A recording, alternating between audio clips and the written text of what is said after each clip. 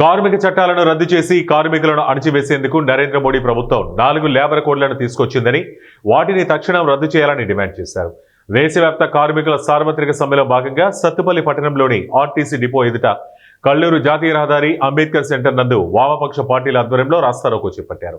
దీంతో వాహనాలు నిలిచిపోయాయి. కార్యక్రమంలో భాగంగా నాయకులు మాట్లాడుతూ బ్రిటిష్ కాలం నుంచి ఉన్నటువంటి 44 కార్మిక చట్టాలను తొంగలకు తొక్కి కార్మికుల మెడపై కత్తి పెట్టేందుకు 4 లేబర్ కోడ్లను తీసుకొచ్చారని, అదేవిధంగా రైతు వ్యతిరేక చట్టాలను నరేంద్ర మోడీ ప్రభుత్వం ప్రవేశపెట్టిందని ఆగ్రహం వ్యక్తం చేశారు.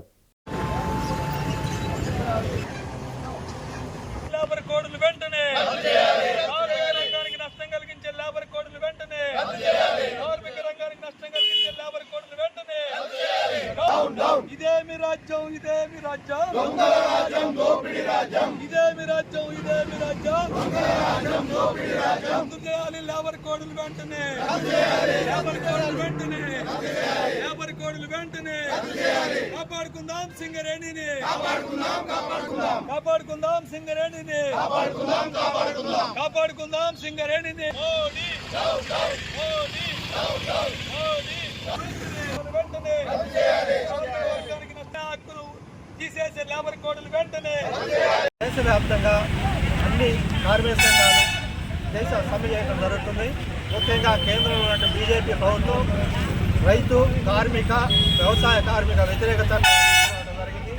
4 లేబర్ కోడ్లు ఉపసంహరించుకోవాలని, అదేవిధంగా జీవో నెంబర్ 282 ఉపసంహరించుకోవాలని, 10 గంటల విధానం 10 గంటల పని విధానాన్ని కూడా ఉపసంహరించుకొని కార్మికులకు న్యాయం చేయాలని చెప్పేసి, అట్లే కాంట్రాక్ట్ అవుట్సోర్సింగ్ విధానాన్ని రద్దు చేసి ప్రభుత్వ రంగ సంస్థల్లో ఉన్నటువంటి ఖాళీలన్నీ కూడా భర్తీ చేయాలని, అంగన్వాడీ ఆశా మధ్యాహ్న భోజన కార్మికులందరినీ కూడా రెగ్యులర్ చేయాలని చెప్పేసి ఈరోజు దేశవ్యాప్తంగా సమ్మె చేయడం జరుగుతుంది. ఇందులో రైతులు వ్యవసాయ కార్మికులు కూడా పాల్గొనడం జరుగుతుంది. ఉపాధి హామీ చట్టాన్ని నిర్వీర్యం చేయడం జరిగింది. దీన్ని కూడా ఉపాధి హామీ సమ్మె కొనసాగించాలని, అదేవిధంగా పట్టణ ప్రాంతాల్లో కూడా ఉపాధి హామీ కొనసాగించాలని, కనీస వేతనం 26,000 ఇవ్వాలని చెప్పేసి దేశవ్యాప్తంగా జరుగుతున్న సమ్మెలో భాగంగా ఈరోజు కల్లూరులో కూడా సిఐటి ఆధ్వర్యంలో అన్ని ప్రజా సంఘ, రైతు సంఘం, వ్యవసాయ కార్మిక సంఘం ఆధ్వర్యంలో ఈరోజు దేశవ్యాప్తంగా సమ్మెలో సమ్మె చేస్తున్నాం.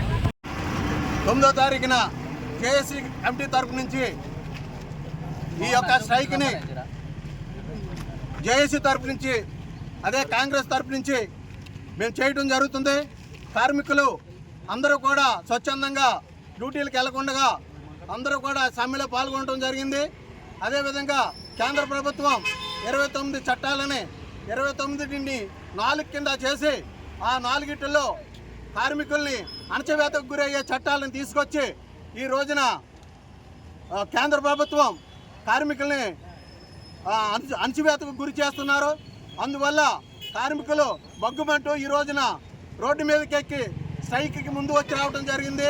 కేంద్ర ప్రభుత్వం దిగి వచ్చి ఆ రోజున ఏ రోజైతే మన వ్యవసాయ రైతులందరూ కూడా ఎట్లా అయితే